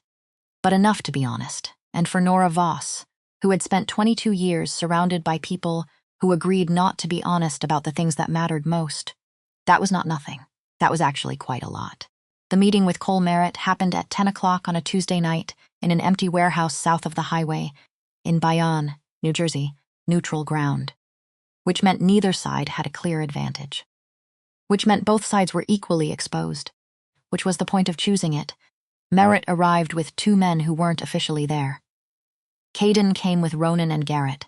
The warehouse had 1 working light. Someone's phone placed on a wooden crate in the center of the floor, casting a pale yellow circle on the concrete ceiling above. Everything outside that circle was dark, which suited everyone present. 51 years old, short salt and pepper hair, dark jacket without insignia, brown eyes that looked at everything with the slightly tired patience of a man who had seen enough to stop being surprised and hadn't yet decided whether that was a loss or a gain. Cole Merritt looked like someone's accountant. He was not someone's accountant. Caden stepped forward first. Merritt met him in the center of the room, 2 meters between them, close enough to talk without raising voices, far enough to maintain the fiction that this was negotiation rather than something that required a different word entirely. "You have information about a foreign investment network connected to Harlan Voss's operation," Merritt said. No preamble, no setup, just the sentence. Like a man who'd decided on the drive over that he wasn't going to waste either of their time. "I do. How many people? 17 primary principals.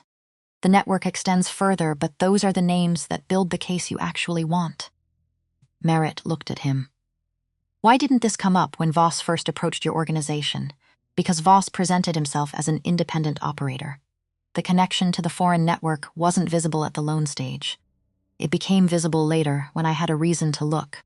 When I started looking, Merritt absorbed that. What do you want in exchange? The Voss file on our organization gets reclassified as evidence of questionable provenance. The source is under separate indictment.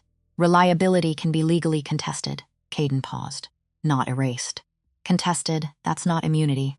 I didn't ask for immunity." Merritt looked at him for several seconds. The recalibration of a man who expected a certain kind of opponent and got a different one entirely. "And the second condition," Merritt said. "Your lawyer mentioned a folder. There's a folder on the hard drive we recovered from Walsh. It has nothing to do with our organization. It contains 14 years of material collected by Harlan Voss. His daughter is the subject." Caden kept his voice even, not flat, even. There's a difference, and Merritt was the kind of man who'd hear it and note it. "That folder gets handled as a completely separate matter. Victim protection procedures. No public record. No case filing that names her." Merritt said nothing for a moment. "I've seen the contents," Merritt said. "Enough to understand what it is. If the material documents crimes against a minor, it's relevant to a separate criminal inquiry. I know. I want that inquiry to happen. Separately. Without her name attached to a public federal case that becomes searchable for the next 50 years by anyone with an internet connection." Caden looked directly at him. He built that folder to make sure she could never speak without being destroyed by the contents of it. "I'm asking you to make sure the legal process doesn't finish that particular job for him." The warehouse was very quiet. Water somewhere in the pipes overhead, distant traffic from the highway, the specific silence of a space that is used to holding things that can't be said in other rooms. Merritt nodded once, slowly. Not agreement exactly. The nod of a man processing the full weight of a request and deciding it can be carried without compromising what he's actually there to do. "If the information you provide is sufficient to build the case, it is, then I can do that. No handshake." no signature, no form that any court would recognize. Just two men standing in a dark warehouse in New Jersey at 10 o'clock on a Tuesday night, looking at each other, deciding that this was the least bad option available in a situation that didn't have a genuinely good one. Which, in Caden Morrow's experience, was how most of the important decisions in his life had actually been made when it came down to it. The drive back to Long Island was quiet. Ronan drove. Caden sat in the front and watched the highway move past outside the window. The rain had stopped somewhere during the meeting.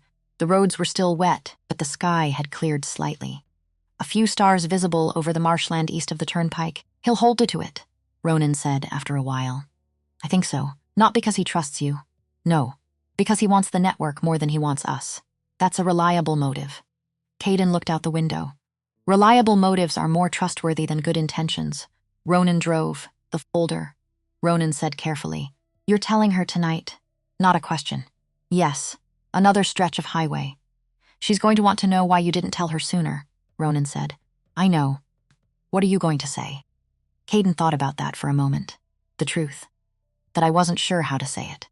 And that I should have figured it out faster than I did. Ronan nodded slowly. "That's the right answer. I know it is. You knew it 2 days ago, too." Caden didn't argue with that. Because Ronan wasn't wrong. He found her in the kitchen at nearly midnight. She was at the table with a glass of water and a sketchbook open in front of her. Not drawing. Just sitting with it open. The pencil resting in the crease between the pages. The look of someone who'd been somewhere in their head for a long time and hadn't quite found their way back yet. She looked up when he came in. Right, his face said nothing. He sat down across from her. "Merritt will handle the Voss file separately," he said. "Victim protection. Her name stays out of public filings entirely. She absorbed that. And the organization file, reclassified. Contested provenance. It doesn't go away. But it's no longer the priority of the investigation, and my father, Merritt's team handles him through proper channels. That was the arrangement." She looked at the sketchbook. "So it's done, the immediate crisis." "Yes," a pause. "There's something else," he said. She looked up. And Caden Morrow, who had been sitting in rooms with dangerous people for 20 years, and had learned how to say very hard things in very flat voices as a matter of professional necessity, found that this particular sentence required something he didn't have a good established technique for. So he just said it. "There's a folder on the hard drive we took from Walsh, separate from the organization files. It's named after you." He held her gaze. 107 files. Starting from when you were 8 years old. Photographs, audio recordings, medical records. Material he collected over 14 years. Nora didn't move. Not a single adjustment. He kept it as a control mechanism, Caden said. If you ever tried to leave, tried to speak to someone about what was happening, tried to tell anyone. He had enough to make sure no one believed you before you finished the first sentence. Still nothing from her. Merritt knows it exists. He knows the general nature of the contents. He's agreed to handle it as a separate inquiry with victim protections in place. He paused. No one else has seen it. My technician opened enough files to understand what it was and then stopped. I gave him a direct order. Nothing else was accessed. The kitchen clock made a sound, just the mechanism, just the internal movement of a clock, doing what clocks do regardless of what else is happening in the room. But in the silence it was very loud. "How many people know it exists?" Nora said. Her voice was low and flat, and carrying a specific weight that was more careful than grief and more controlled than anger. The weight of someone who has just received information about themselves that explains a very long list of things they'd never quite been able to explain before. You, me, Ronan, Theo, my technician. And Merritt, anyone else? No. She looked at the table. He started when I was 8. She said yes. She said it again. Not to him, to herself. When I was 8 years old, not a question, not an accusation, just the sentence, said out loud. As if saying it out loud was the first necessary step in making it real enough to do something about it. "I should have told you sooner," Caden said. "I told myself it was about timing. About not adding something to a situation that was already at capacity." He looked at her directly. "But the honest version is that I didn't know how to say it. And I took too long figuring that out." Nora looked at him. For a long moment. "Where is the hard drive now?" she said. "Secured at the house. The digital copy has been removed from Theo's system." She nodded once, slowly. "Destroy it. She said it the way you say something you've already decided, not the way you ask for permission. The physical drive. Tonight, I don't want it processed, I don't want it filed, I don't want it to exist anywhere. What Merritt needs for the separate inquiry, he has enough from the file list and Theo's account to establish that the material existed and what category it fell into. Her voice was steady. Completely steady. He doesn't need the actual files to prosecute. He needs documentation that they existed and what they contained. She looked at Caden. Burn the drive. He looked at her. She looked back. Okay, he said. It was almost midnight when they walked into the garden. No ceremony. No announcement. Caden carried the hard drive. Nora walked beside him on the stone path, barefoot again, because she'd been barefoot in the house so often over the past week that shoes had started to feel like someone else's preference being imposed. The outdoor fireplace was at the far end of the garden, near the fence, overlooking the cliff. Used in fall, when the sea breeze was cold enough to want a fire, but the weather wasn't yet cold enough to justify staying inside. Someone had used it recently. There was still ash in the basin from the last time it had been lit. Caden built up the fire, took his time with it, got it properly going before he did anything else. Because if you were going to burn something, you burned it properly. Half measures left things that shouldn't be left. When the fire was steady, real heat, real flame, committed to its purpose, he put the hard drive in, and then they both just stood there, no words. No designated moment where someone was supposed to say something significant to mark the occasion. Just two people standing at an outdoor fireplace on the last Tuesday of November. The Atlantic below the cliff making its usual argument with the rocks. Cold air coming off the water and carrying salt inland. The fire took the drive apart slowly, methodically. The way fire works when it has time and isn't being hurried, the casing first. Then the internal components, the platters warping and changing color through stages. Then just heat and light, and the process going on until the process was finished. 12 minutes, Nora watched every second of it. Not looking away, not needing to.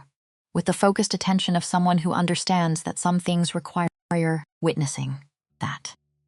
Some things only become fully for real when someone stays present for the entire duration of their ending without looking away from it. When it was ash and bent metal, she said, quietly, he thought if he kept enough of a person, he owned them. Caden looked at what remained in the fire. He was wrong, he said, and meant it in the specific way you mean something, when elaboration would only make it smaller than it actually is. Nora looked down at the ash. She didn't cry. She didn't collapse or release some dramatic reservoir of feeling that she'd been carrying toward this particular moment. She just stood there and breathed. And for the first time in a very long time, for the first time in possibly 14 years, there was nothing standing behind her waiting to come in, just the fire dying down, and the dark garden, and the sound of the ocean below the cliff doing what it had always done. Ronan called at 2 a.m. Caden was in the study. He'd come back inside after Nora went upstairs. Made coffee he didn't drink. Sat at the desk with the Voss financial files still open on the screen, not reading them, just having something in front of him that wasn't the inside of his own head. Merritt's team has a location, Ronan said. Harlan's been placed at a residential address in Weehawken. One of the people on the 17-name list is maintaining a unit there. When did they find him? 30 minutes ago. They're not moving tonight. Merritt wants to time the arrest with 3 other simultaneous operations. A pause. He's thinking Thursday morning, Thursday, 2 days. Is Harlan in contact with his FBI handler? Not since the airport. Which means the clock on the immunity agreement is still running. But Caden, Ronan paused. Harlan needs to call his FBI contact and retract the agreement before Thursday or the file opens regardless of the arrest. Caden had already thought about that. I'll handle it tomorrow, he said. Set up access. Ronan understood what that meant. It'll be arranged, and Walsh, cooperating fully. He's been providing structural information on the foreign network since this afternoon. Merritt is building fast. Another pause. Caden, it's gonna work. Caden sat back in the chair. I know. You don't sound like someone who knows. I'm thinking about Finn. Ronan was quiet for a moment. I know, Ronan said, and that was all. Because Ronan Fitch had been there since the beginning, and he understood what that particular sentence cost, and didn't try to answer it with something that wouldn't be adequate. Get some sleep, Caden said. There's nothing useful to do for the next several hours. You should take your own advice. Good night, Ronan." He hung up. He sat in the study for another hour, thought about Finn, the specific Finn, not the version that appeared in the middle of the night as a photograph on a phone screen. The actual Finn, loud and self-absorbed, and completely convinced that the name Morrow was a better kind of armor than the careful kind. The version that had a laugh that filled entire rooms, whether rooms wanted to be filled or not. The version that said the wrong things at the right times and somehow still managed to land on the thing that needed saying anyway. The way he'd called Caden every Sunday morning at 8 o'clock regardless of what was happening in either of their lives. Rain or shine. Crisis or calm. Sunday at 8, the phone rang and it was Finn.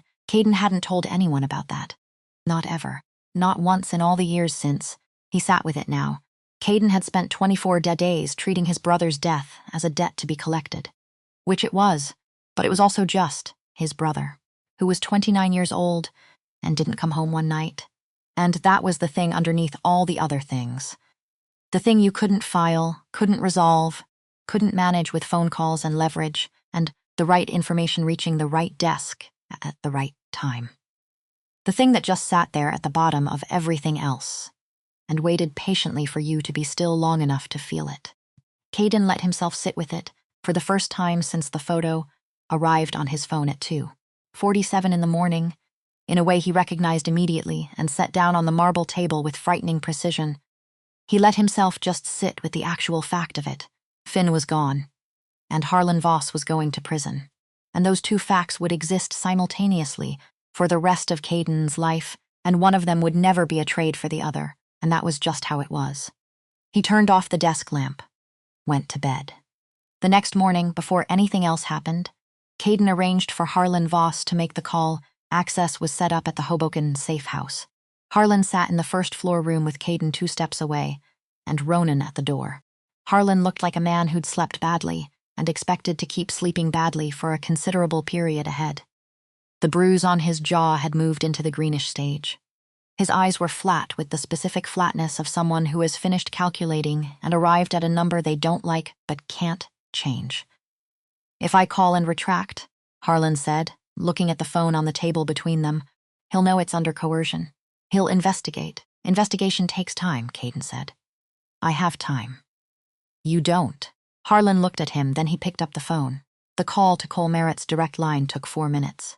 Harlan's voice was surprisingly steady throughout. He said he'd signed under duress, and that the documents had reliability issues he hadn't disclosed at the time of signing. He invoked the withdrawal clause. Merritt's responses weren't audible from where Caden stood, but Harlan's face during them said enough. When the call ended, Harlan set the phone down on the table. "He doesn't believe it," Harlan said. "No, he'll keep investigating, he will. But now he's investigating a contested withdrawal from a compromised source rather than opening an automatic immunity file." Caden looked at him. "That's the difference I needed." Harlan said nothing for a long moment. Then, "I want you to know one thing." Caden waited. "She's smarter than anyone I've ever met," Harlan said. His voice changed on it. Something older and heavier than calculation in it for the first time. Since she was a child. Smarter than me. Smarter than everyone in every room she ever walked into. He stopped. "I wasn't strong enough to stand next to that without..." He stopped again. "I know what I did. I know what it cost her. I'm not asking you to tell her otherwise." Caden looked at him for a long moment. "She's still here," he said. "Despite everything you did. She's still standing." He paused. "That has nothing to do with you." Harlan closed his eyes. Caden left the room. Day 33. 6 in the morning. Cole Merritt and his team arrested Harlan Voss at the residential building in Weehawken as the first gray light came through the east-facing windows of the apartment. No resistance. Harlan opened the door in a bathrobe and reading glasses, and looked at Merritt the way a man looks at something he's been expecting for long enough that the arrival is almost a form of relief. Simultaneous arrests went down in 3 other locations. One in Connecticut, one in Miami, one in a hotel in Chicago, where a man named Aldrich Bauer was finishing breakfast with his business partner when federal agents came through the door. 4 operations. One morning. The largest financial crimes case the Southern District had processed in 5 years. Harlan Voss, in that picture, became a supporting character, which was exactly what Caden had arranged for him to be. News broke before 9, every screen, every channel. The kind of coordinated coverage that only happens when federal agencies decide to make a point about a particular category of crime in a particular way. Securities fraud across 4 international jurisdictions, 17 names, a network that had been operating under federal radar for 12 years, because it was smart enough to never leave a traceable domestic trail. Until someone handed them one. Caden was in the second-floor office watching the coverage on his laptop when Nora knocked on the open door. She was carrying 2 cups of coffee, not because it was her job, not because she'd been asked, just because she'd made coffee and there were 2 of them in the house, and it seemed like the relevant thing to do with the second cup. She set one on the desk beside him, kept the other. Stood next to him looking at the screen. He didn't resist, she said, reading the news item. Not forgiving, not bitter, just noting. The observation of someone who has known a person long enough to recognize their behavior even in a situation she'd never seen them in before.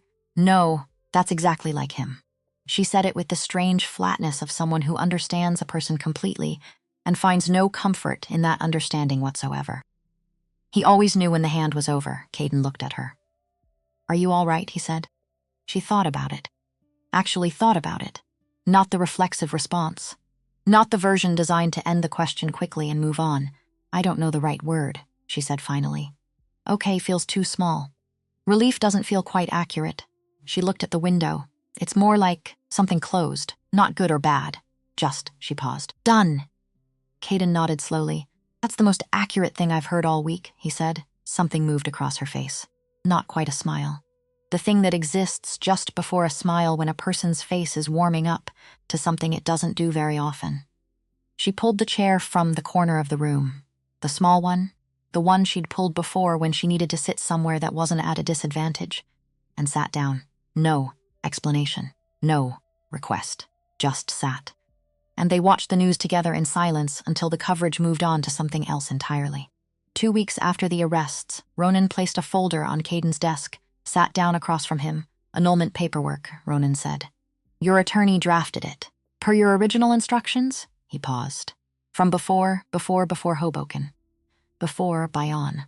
Before the hard drive and the garden fireplace and the conversations in kitchens at midnight and the coffee brought without being asked and the sketchbook open on the table and the laugh that appeared once without planning and disappeared as quickly as it came. Before, Caden looked at the folder, didn't open it. There's a separate account, Ronan said, established in her name. Enough for her to go anywhere she wants and start over properly. Caden looked at the folder for another moment. Leave it, he said. Ronan waited. Leave it there. I'll handle it myself. Ronan stood up. Looked at his boss for a moment, not in judgment, just with the particular attention of someone who has watched another person change over the course of a month and is still in the process of accounting for what that change means, for what comes next. She's in the garden, Ronan said. Then he left. Smart enough not to say anything further. 3 weeks after the arrests, Raymond Pruitt called with the final update. Harlan Voss had been charged on 14 counts of securities fraud, 2 counts of money laundering, and a separate count arising from the material in the Nora folder, processed according to victim protection procedures, confidential, without public naming of the victim, as Merritt had agreed to in the warehouse in Bayonne. Declan Walsh cooperated fully in exchange for a reduced sentence. He testified for 11 hours over 2 days and said everything Merritt needed him to say in the order it needed to be said. The Morrow organization files within the federal system were reclassified. Evidence of contested reliability. Not erased, but deprioritized, pending Harlan Voss's credibility as a source being successfully challenged in pretrial motions. It's not perfect, Pruitt said. Nothing is, Caden said. Merritt's going to keep watching you. I know, that doesn't worry you. Merritt does his job. I do mine. A pause. The difference between a problem and a condition is that you manage conditions. You solve problems. Pruitt was quiet for a moment. You've changed. You don't know me well enough to say that. I know you well enough to say something's different. Whether I call it change is your call. Caden thought about that for a moment. Call it what you want. Call me when you need to. He hung up. The garden in late November had given up trying to be anything particular. The roses were done. The grass was the flat, tired green of something waiting for spring to tell it what to do next. The stone path was slick with morning frost, starting to melt in the pale sunlight that was making its best effort at the angle it had available in late November. The bluff beyond the fence was visible against a sky that was doing its best impression of blue without fully committing to it.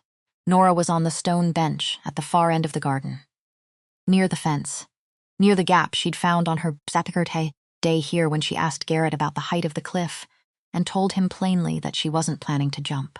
She had a sketchbook on her lap. She was drawing, not quick sketches. Real work, the focused kind with that particular quality of concentration where the rest of the world becomes background noise. Her head down, the pencil moving across the page. One hand anchoring the corner of the paper against the cold wind coming off the water, Caden walked down the stone path. She heard his footsteps, looked up. "You don't have a coat," she said. It's not that cold." She looked at him. "Sit down," she said. The only available surface was the edge of the stone flower bed across from the bench. He sat on it, which was not comfortable, which was fine. They looked at each other in the late November light, the low winter angle that makes everything look older and more honest than it probably is under better conditions. "I have something to tell you," he said. She closed the sketchbook. "Put the pencil down on top of it. This marriage started wrong," Caden said. "You didn't have a choice. I didn't ask what you wanted. I used your presence here as part of something you didn't deserve to be any part of." He looked at her directly. "I can end it. The paperwork is ready. There's a separate account in your name. Enough to go wherever you want and do whatever comes next properly on your own terms." Nora listened, said nothing. "But if you don't want to go," he continued, and his voice went slightly quieter. Not soft, just smaller. The way a voice gets when it's saying something that requires the person saying it to take up less space than usual. "I want you to know that I no longer think of this as a transaction, or a contract, or any of the words I was using when I was telling myself it was a purely tactical decision." He paused. "I don't have clean language for what I think it is now. But not those things." The wind moved through the garden. The bare branches of the low trees at the edge of the property tilted east all at once, then settled back. Nora looked at him for a long time. "You just told me I can leave," she said. "Yes, and it's obvious you don't want me to leave." "Yes." "Those are contradictory things, I know." She looked down at the sketchbook on her lap. From where Caden sat, he could see the edges of what she'd been drawing. Shapes, outlines, the beginning of something that hadn't declared itself yet. Enough to tell she'd been working on it for a while. Not enough to tell what it was going to become. "When I first walked into this house," she said, slowly, working through it in real time as she said it, "I thought this was the next prison. Nicer walls, better view, but the same fundamental thing. I know, I don't think that anymore." She looked up at him. "Not because things are simple now. Not because everything that happened is resolved or accounted for. But because this is the first time in my life that someone stood in front of me, asked what I wanted, and then actually stayed to hear the answer." She held his gaze.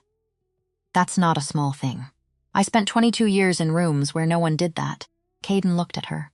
"What do you want?" he said. Not a tactic, not a test, not a move in a negotiation he was running in the back of his mind. Just the question. Nora Voss, 22 years old, daughter of a man currently awaiting federal trial. Sitting on a stone bench in the garden of a house she'd arrived at in a wedding dress that wasn't hers. Looked into the eyes of the man who had placed his vest on her shoulders on the worst night of her recent life, and said the first true thing she'd ever said that had nothing to do with survival strategy or protective calculation. "I want to be here," she said. "Not because I don't have anywhere else to go. I have somewhere else to go now. I have resources and options and a legal exit that you just handed me." She paused. "Because I choose to be here. That's different. For me, that's completely different from anything I've ever been able to say before." The wind again. The ocean below the bluff making its usual case against the rocks. Caden wasn't a man who was good at moments like this. He knew that about himself. He'd built an entire adult life inside a world where being good at moments like this was a liability rather than an asset, where the version of him that could sit still in the feeling of something, rather than converting it immediately into action, was a version he'd learned to keep somewhere inaccessible. But he rose from the stone flower bed and walked to where she was sitting, and sat down beside her on the bench, shooter to shoulder. No distance. No permission asked. And when she didn't move away, when she actually shifted, slightly, almost imperceptibly, toward him. The way a person shifts towards something they've been looking for long enough that finding it registers in the body, before the mind has caught up enough to name it. He placed his hand over hers, not gripping, not holding, just placing, just there, the way he'd placed his vest on her shoulders on the first night. The ways you do something when you don't have language for it, and the language wouldn't be the point anyway. They sat like that, garden. Cliff, ocean. November light going gold at the edges as the afternoon moved towards something later. Neither of them said anything. And that was fine. The last night of November, the sea wind was stronger than it had been all month. Not a storm. Just the Atlantic making itself known in that way it had during certain November nights, pressing against the windows, moving through the disused chimney, reminding the house that it was there and had been there considerably longer than the house had. Caden slept, really slept. Not the monitored half-sleep of someone keeping one part of their brain on watch for the phone. Not the sleep of someone who expected to be needed at any moment. The dark, genuine, complete sleep of a man whose body had finally received permission to stop running the thing it had been running for 33 days straight without a break. He woke before dawn, lay in the dark listening to the wind and the ocean and the particular silence of the house around him. No list forming in his head, no immediate calculations. No first thought of the day that was already a second thought, because the first one had happened before he was fully awake. Just the dark and the sound of the water. And the knowledge, without needing to examine it, that something had resolved, not finished, not cleaned up into a version of itself that required no further attention, just resolved. The way a chord resolves, not silence, but the right note after a long time of the wrong ones. Nora was at the living room window when he came downstairs, first light, just past 7. The gray-blue that happens before sunrise commits to anything definite. She was standing the way she always stood at windows. Back straight, arms at her sides, weight evenly distributed. Looking out at the water with the particular attention of someone listening for something. Just below the threshold of hearing, except not the same. Caden stopped in the doorway and looked at her for a moment before she heard him, her shoulders. He'd looked at her shoulders many times over the past month. Without meaning to. Without being able to stop himself once he'd started. Because on the first night he'd seen what those shoulders carried and hadn't been able to unsee it. The record of what had been done to them. The way she'd learned to hold them, forward and inward, making herself less visible, taking up less space than she had any right to take up. She wasn't doing that now. She was just standing in her own space. Occupying it the way a person occupies their own space, when they're not calculating the cost of being seen doing it. She turned when she heard his footsteps. "Coffee isn't made yet," she said. "I can make it, I know. I just didn't want to leave the window yet." He walked into the room and stood beside her. Outside, the Atlantic was the color it got in early morning in late November. Not blue, not gray. The color of deep water before the light has decided what to do with it. The eastern sky at the horizon had started to go pale pink at the very edge. The sun somewhere below the curve of the earth, getting ready. "Have you ever truly regretted a decision?" Nora asked, not looking at him. Still looking at the water, he thought about it. Actually thought about it. "I regret more the things I didn't do than the things I did," he said. "The times I didn't say something to Finn when there was still time to say it. The times I let the work answer for me when I should have answered myself." She nodded slowly. "Would he have liked this?" she said. All of this. Caden thought about Finn, the specific Finn. Not the version that appeared in the middle of the night. The version that took up too much room in restaurants and said at the wrong thing at the wrong time. And somehow still managed to make everyone in the vicinity feel like they were at the right table just by being in it. He would have had opinions about everything, Caden said. Most of them inappropriate, and Nora laughed. Actually laughed. Short and unguarded and completely unprepared for, the way a real laugh is. Not performed, not offered as a social gesture, just a sound that came out because something landed correctly, and her body responded before she could curate it. It disappeared quickly. But it was there. Caden looked at her. Felt something in his chest do what it had been doing incrementally for the past 33 days. Move, toward the sound. toward whatever had produced that sound. Without his permission and without his resistance, he let it move. "Tell me about him," she said. So Caden Morrow, who had spent his adult life in rooms where showing what you felt about something was the fastest way to give someone leverage over you, began to tell her about his brother, the loud laugh, the wrong-time comments that somehow still managed to be the right comment underneath. The way Finn had of walking into rooms like they already belonged to him, and the infuriating thing was that they usually ended up belonging to him because he just kept acting like they did until everyone stopped arguing about it. The Sunday morning calls at 8 o'clock, rain or shine, crisis or calm. Sunday at 8, the phone rang, and it was Finn. Caden hadn't told anyone about that, not ever. He mentioned it now, and outside the window, the sun cleared the horizon and came across the water at the low angle of a winter morning, finding the glass, filling the room with the particular light of a new day that has decided, after all, to be a good one. Nora stood beside him with her coffee, close enough that their shoulders were almost touching. Not quite the almost touching that means something specific. The proximity of two people who have decided, without quite saying so out loud, that the distance between them has become something negotiable rather than something fixed. The ocean went on doing what oceans do. The house settled around them in the way of old houses that have been holding things for a long time and are not afraid of what they hold. And Caden Morrow, who had started this story on a night when a photograph arrived at 2:47 in the morning, and a promise he'd made to his father came apart in his hands because someone else decided it should, kept talking, because she'd asked him to, because it was Sunday morning, or close enough to count, because Finn would have had something to say about all of this, and whatever he would have said, it probably would have been wrong in all the right ways. And for the first time in 33 days, thinking about that made Caden smile. Not much, but enough. That was something. For now, that was more than enough.